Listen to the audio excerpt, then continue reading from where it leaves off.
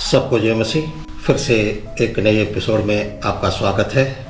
पिछले एपिसोड में हमने एक वचन पढ़ करके बंद किया था। उस वचन को फिर से एक बार पढ़ना चाहते हैं। एफेसियों का किताब का 4 अध्याय उसका 11 से लेकर के 13वां वचन तक। और उसने कितनों को भविष्यवक्ता नियुक्त करके और कितनों को सुसमाचार सुनाने वाला नियुक्त करके और कितनों को रखवाले और उपदेशक नियुक्त करके दे दिया, जिससे पवित्र लोग सिद्ध हो जाए और सेवा का काम किया जाए और मसीह की देह उन्नति पाए, जब तक कि हम सबके सब विश्वास और परमेश्वर के पुत्र की पहचान में एक न हो जाए और एक सिद्ध मनुष्य न बन जाए और मसीह के पूरे डील-डोल तक न बढ़ जाए।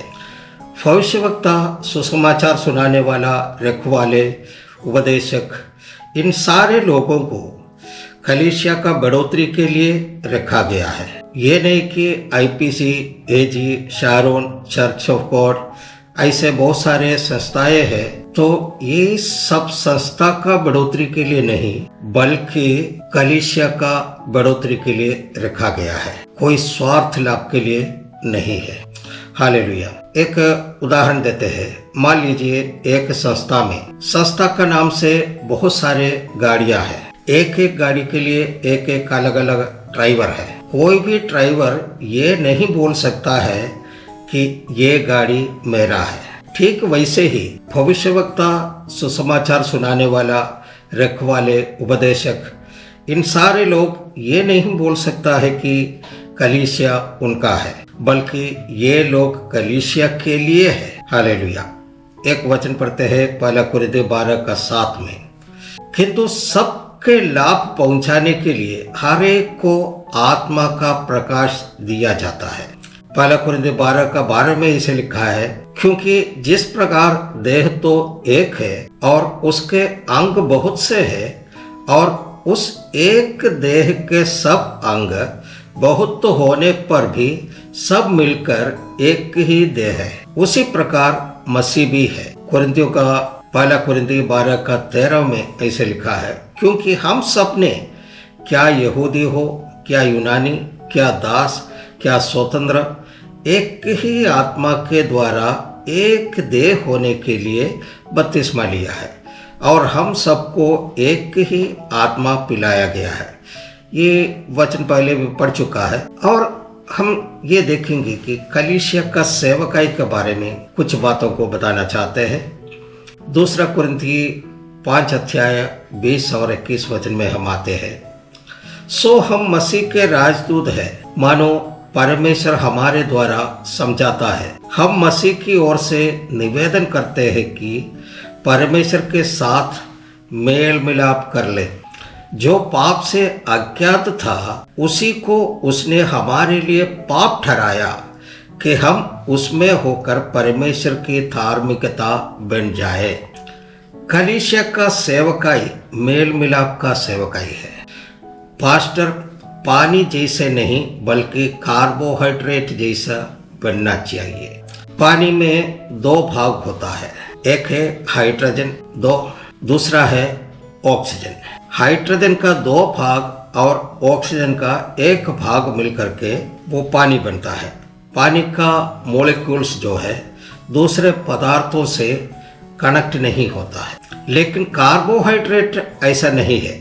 कार्बोहाइड्रेट का CH इसका मॉलिक्यूल्स हमेशा दूसरा पदार्थों से कनेक्ट हो जाता है। कलीसिया का सेवक कार्बोहाइड्रेट जैसे बनना है। अभी हमने देखा कि कलीसिया क्या है, कलीसिया का ढांचा कैसे है, कलीसिया को कैसे संचालन करना चाहिए, सेवक कैसे होना चाहिए, सेवक का गुण क्या होना है, इत्यादि हमने देखा है। अब हम उससे भी आगे चलकर ये देखेंगे कि परमेश्वर की वचन की सेवकाई, ऐसे बोलना सही नहीं है क्योंकि वचन खुद परमेश्वर है। वचन की सेवकाई सही है, कैसे करना है ये हम देखेंगे। वचन का सेवकाई के बारे में जब हम बात करते हैं तो हम 6 बातों का ध्यान रखना है। जो प्रचारक प्रचार करते हैं या नहीं तो कलीसिया में जो वचन का सेवकाई करते हैं, इस सब जगह इन 6 बातों का ध्यान रखना जरूरी है। पहला है द वचन, द वर्ड यानी वचन।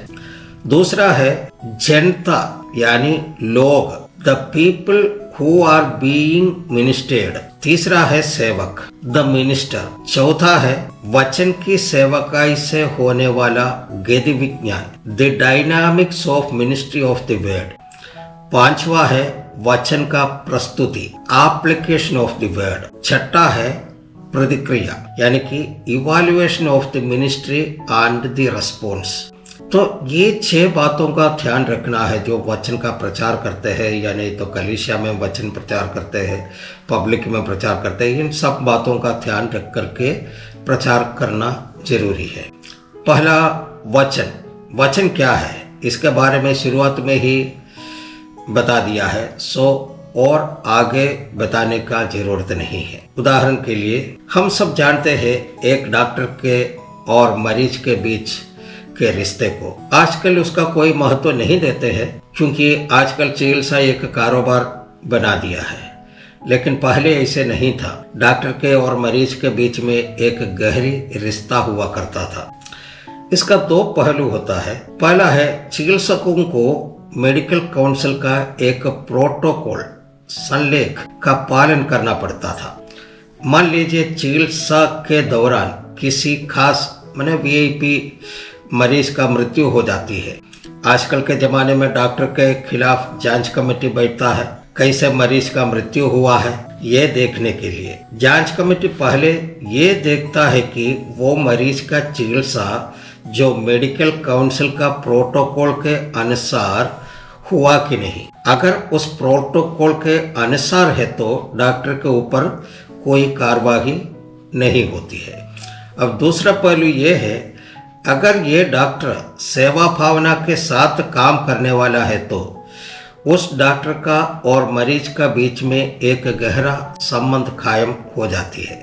ऐसा स्थिति में मरीज मर जाता है तो मरीज का अपना सगे संबंधी या रिश्तेदार को जितना दुख होता है उससे ज्यादा दुख उस डॉक्टर के दिल में होगा और वह डॉक्टर स्वयं जांच करना शुरू कर देता है कि कौन कौन सा दवा मैंने दिया है, मुझे कहाँ गलती हुआ है। यानी वह डॉक्टर स्वयं इवैल्यूएट करना शुरू कर देता है। जैसे पहले बताया है, अभी का डॉक्टर लोग इसको कारोबार समझता है और मरीज मरने के बाद जब तक अस्पताल का फीस पूरी नहीं दी जाती तब तक उसका लाश तक देने के लिए तैयार नहीं होता है। हालेलुया। हम अपने मुद्दे पर आ जाते हैं। प्रचारक यानी चरवाहा और श्रोतागण जो परमेश्वर ने चुनकर अलग किया हुआ लोग हैं, उनके बीच में ऐसा ही रिश्ता होता है जैसे दूसरे पहलू में बताया हुआ डॉक्टर और मरीज के बीच में जैसे होता है। हालेलुया। और तीसरा बात हम लोग देखते हैं सेवक, द मिनिस्टर। उसके लिए एक वचन पढ़ना चाहते हैं, रोमियो का किताब का 12 का पहला वचन। इसलिए हे भाइयों, मैं तुमसे परमेश्वर की दया स्मरण दिलाकर विनती करता हूँ कि अपने शरीरों को जीवित और पवित्र और परमेश्वर को भावता हुआ बलिदान करके चढ़ाओ, यही तुम्हारी आत्मिक सेवा है। यहाँ पौलुस रोमी कलीसिया को कैसे संबोधित करते हैं? हे भाइयों। सोचिए, मलयालम में लिखा है बुद्धि के साथ आराधना। इसका मतलब है कि लोग निर्बुद्धि होकर के भी आराधना करते हैं। हालेलुया। यहाँ पर वचन में लिखा है, हे भाइयों, मैं तुमसे परमेश्वर की दया स्मरण दिलाकर विनती करता हूँ कि अपने शरीरों को जीवित और पवित्र और परमेश्वर को भावता हुआ बलिदान करके चढ़ाओ, ये तुम्हारी आत्मिक सेवा है। लेकिन आजकल का आराधना में कोई पवित्रता नहीं दिखती है। परमेश्वर का वचन में और लिखा है बुद्धि के साथ आराधना करना है, लेकिन अभी हम देख रहे हैं कि बड़ी बड़ी सभाओं में भी ये पवित्रता भी नहीं है। वहां पर एक तरीके से बोलेगा तो नौटंकी चलता है। हालेलुया। आराधना के नाम से हम एक घटना को बताना चाहते हैं। साल 2019 में अक्टूबर महीना में पटना में एक बहुत बड़ा संस्था का कन्वेंशन हो रहा था, तो उसी में मुझे भी बुलाया गया। मेरे जैसे बहुत सारे पास्टरों को पटना से बुलाया गया, सबको इनविटेशन था। और जो प्रचारक के रूप में बाहर से एक बहुत बड़ी नामी प्रचारक को बुलाया गया है। तो नाम नहीं बताना चाहते हैं और न संस्था का नाम बताना चाहते हैं, लेकिन उसी दिन जिस दिन कन्वेंशन शुरू हो रहे थे उसी दिन हम लोग नहीं गया। दूसरा दिन हो करके हम लोग 3-4 पास्टर मिल करके उस कन्वेंशन में भाग लेने के लिए गया। वहाँ पर हम लोग को भी स्टेज का बगल में कुर्सी दिया गया, हम लोग वहाँ पर जा करके बैठ गया। तो वहाँ पर बहुत ही आत्मिक आराधना हो रहे थे। मैंने एक अच्छा अभिषिक्त परमेश्वर का दास था, आराधना लीड करने वाले। वो आधा घंटा तक वो आत्मिक आराधना चला। उसके बाद जो मुख्य प्रचारक को स्टेज पर बुलाया गया है प्रचार करने के लिए, ऑलरेडी वहां पर आराधना तो मैंने सब अच्छी रीति से आराधना किया। वो परमेश्वर का दास इतना आत्मा में हो करके एकदम आत्मा का अगुवाई से आराधना कर रहे थे। उसके बाद जो प्रचारक स्टेज में आया, वो प्रचार करने के बजाय वो क्या करने लगा, एक गाना शुरुआत कर लिया। गीत शुरुआत करने के बाद पब्लिक को पूरा मैंने इतना जोश दिला रहा था, इतना मैंने एनकरेज कर रहा था कि सब उठो, नाचो, गाओ, कूदो। पूरा एकदम उनको 1.25 घंटे का टाइम दिया गया है उस पास्टर को, लेकिन वो पास्टर परमेश्वर का वचन से एक भी वचन उठा करके उस दिन प्रचार नहीं किया। ये 1.25 घंटा समय उनको मिला है। उस समय वहां पर क्या तमाशा हो रहा था मैंने हम लोग बयान करने लायक भी नहीं। उसी तरह का पब्लिक लेडीज को ऐसा जोश दिला रहा था, लेडीज मैंने ऐसा नाच रहा था कि उनका साड़ी खुल गया, उनको पता नहीं। वो जो कूदते कूदते कूदते उनका बाइबल जो लाए थे उसी को ऊपर में कूदना शुरू कर दिया। बाइबल 4 टुकड़ा हो गया, पन्ना चित्र के जैसे उड़ने लगा। फिर भी ये पास्टर जोश दिला रहा था। और जो आराधना में जो कीबोर्ड बजा रहे थे उसको मैंने बोल रहा था कि और जोर से मैंने कर दो।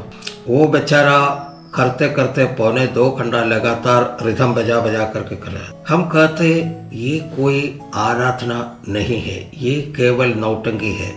हम ये भी बोल सकता है ये शैतान का खेल चल रहा था वहां पर। हम लोग जो 5 लोग गए थे, हम लोग उड़ के जाने में भी नहीं बन रहा था, बैठने में भी नहीं बन रहा था, मुश्किल में पड़ गया था। फिर भी हम लोग कुछ देर बैठा, वो तमाशा सब देखा। लेकिन ये बुद्धि के साथ आराधना नहीं है, ये अपने आप को पवित्र करके आराधना नहीं है। जैसे वचन में लिखा है, अपने शरीरों को जीवित और पवित्र और परमेश्वर को भावता हुआ बलिदान करके चढ़ाओ। लेकिन वहां पर बलिदान नहीं हो रहे थे, वहां पर तो शरीर का प्रकटीकरण नहीं हो रहा था, वहां पर आराधना नहीं हो रहा था। लाखों रुपया खर्चा करके कन्वेंशन चलाया, लेकिन उसमें एक भी व्यक्ति का उद्धार नहीं हुआ है जो परमेश्वर को स्वीकार नहीं किया। वैसा करने से क्या फायदा है, ये कोई आराधना नहीं है। तो हम ज्यादा क्या बोले, वहां पर छोड़ देते हैं। हमारा कहने का मतलब ये है, अगर आपको परमेश्वर ने टाइम दिया है तो परमेश्वर को भावता हुआ बलिदान चढ़ाना है। आप आराधना ऐसा करें, बुद्धि के साथ आराधना करें। वचन बताता है बुद्धि के साथ आराधना करना है, लेकिन आजकल बुद्धिहीनता के साथ में आराधना करते हैं। मैं अन्य भाषा में या आत्मा में आराधना करने का खिलाफ में नहीं है, क्योंकि यीशु मसीह हमारे जीवन में किया हुआ उपकारों को याद करेंगे तो हमारा भी शरीर हिलते हुए आराधना करेंगे। इसका मतलब ये नहीं कि महिला लोग सिर में कपड़ा डालते हैं, आराधना करते समय, उछल कूद करते समय अगर वो कपड़ा सर से सरक जाता है तो उनको मालूम होना चाहिए। हालेलुया। ये वहां पर ऐसा था कि एक तो सर के ऊपर में जो रखा हुआ था ठके हुए कपड़ा तो गिर ही गया, यहाँ तक कि पहने हुए साड़ी भी खुल गया, तो पर भी उन लोगों का नाच जारी था। कुछ लोग उछलते कूदते अपना बाइबल को 10 टुकड़ा कर दिया। आप बुद्धि के साथ आराधना करें, पागलों की जैसे नहीं। हालेलुया। ये बड़ा दुख के साथ हम बोलते हैं, क्योंकि परमेश्वर को ऐसा पागलपन नहीं पाता है। परमेश्वर कहता बुद्धि के साथ आराधना करें। कपड़े के बारे में बताकर किसी को परेशान करना नहीं चाहता है। आप जैसे भी आराधना करें, लेकिन ये तो बता सकता है ना, बुद्धि के साथ आराधना करें, किसी तरह महिमा पाना है। हम फिर से वो वचन को पढ़ते हैं, रोमियो का किताब का 12 का 1। इसलिए हे भाइयों, मैं तुमसे परमेश्वर की दया स्मरण दिलाकर विनती करता हूँ कि अपने शरीरों को जीवित और पवित्र और परमेश्वर को भावता हुआ बलिदान करके चढ़ाओ, यही तुम्हारी आत्मिक सेवा है। अभी यहाँ पर समाप्त करते हैं, अगले एपिसोड में फिर से मिलेंगे। तब तक के लिए सबको जय मसीह, सबको धन्यवाद।